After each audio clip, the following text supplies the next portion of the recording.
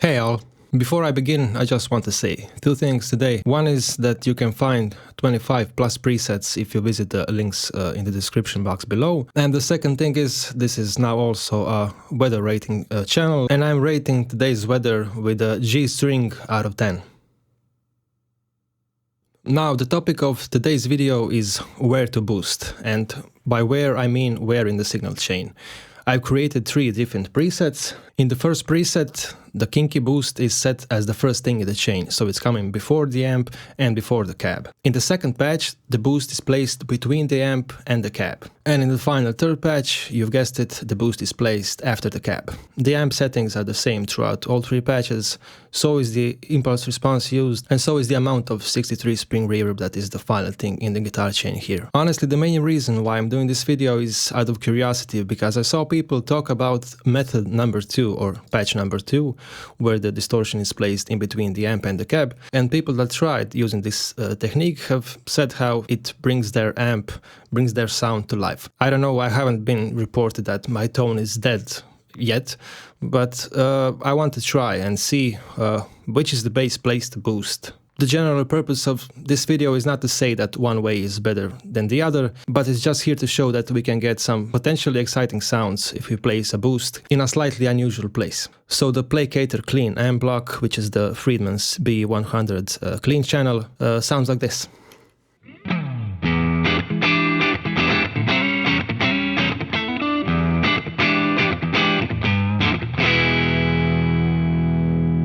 That was on the neck pickup, now on the bridge.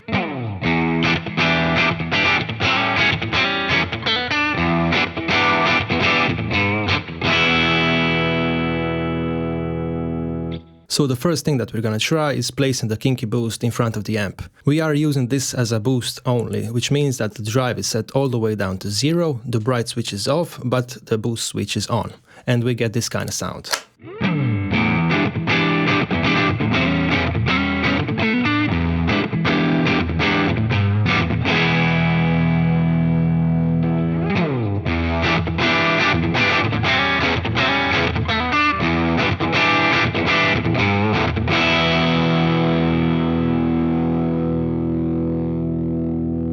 Now let's switch to the second preset I have saved, and this is where the kinky boost is placed in between the amp and the cabinet section.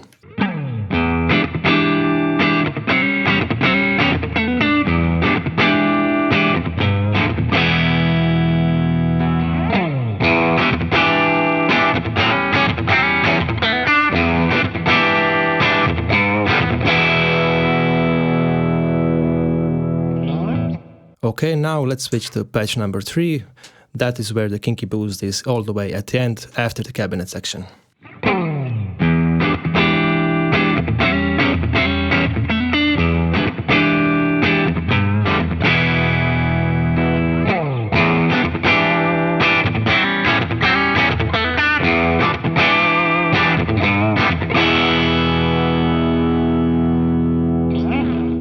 I'm gonna do this again, but now I'm gonna do the switching much faster. I'm gonna do it with my feet. So let's go back to preset number 1.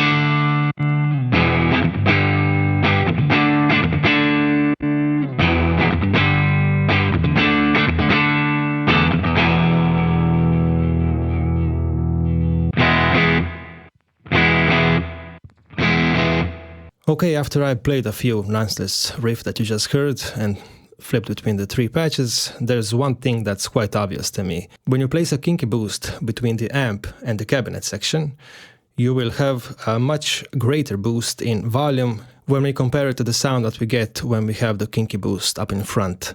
Also, one thing that I heard is that when we place the Kinky Boost up in front, although it's not as loud when we put it in between the amp and the cab, the tone that I'm getting feels like it has more drive than it does when it's in between amp and the cab. What I also heard is that the amount of low end was the smallest in patch number 1, where the Kinky Boost is up front. When it comes to preset number 3, the one where we have the Kinky Boost all the way down to the end, to me personally it feels more like patch number 1, where the Kinky Boost is in front, rather than patch number 2, where the Kinky Boost is in the middle. Anyway, that's it. To be perfectly honest, I like all three sounds and I have no problem using any of those three. One thing worth noting is that when you're trying to make comparisons between two different sounds, although it's impossible to be objective completely in this case, I think you can make it a bit easier on yourself and try to level match the two tones that you're comparing. But I prefer not to level match the presets this time, because I want to see what will happen when we have the exact same chain but we put the boost in a different place. If you wish, you can tell me what's your favorite in the comments below, and that's it.